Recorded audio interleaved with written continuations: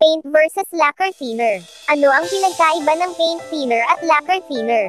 Ang paint thinner at lacquer thinner ay parehong ginagamit upang magtipon o magtanggol ng pintura at iba pang mga fini ng kahoy, metal, at iba pang mga materyales.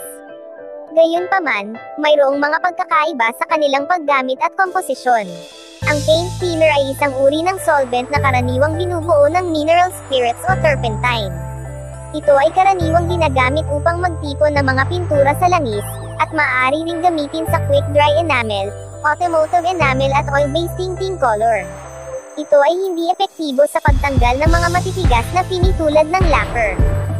Sa kabilang banda, ang lacquer thinner ay isang mas agresibong uri ng solvent na binubuo ng acetone, tolon, o xylene. Ito ay ginagamit upang magtanggal ng mga matitigas na finish tulad ng lacquer fluid ring. Ito ihalo sa epoxy primer, epoxy enamel at lacquer type na varnish. Gayunpaman, dahil sa kanyang mas malakas na formula, ito ay hindi dapat ginagamit sa mga sensitibong mga materyales tulad ng plastic at goma. Sa pangkalahatan, kung ang layunin ay upang magtipon ng pintura o iba pang mga fini, ang paint thinner ay ang mas ligtas at mas versatile na opsyon.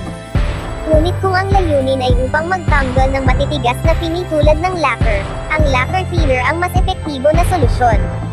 Maraming salamat po, at kung gustuhan nyo ang ating video, mag-iwan lamang ng like, subscribe at pa-share na din po. Salamat!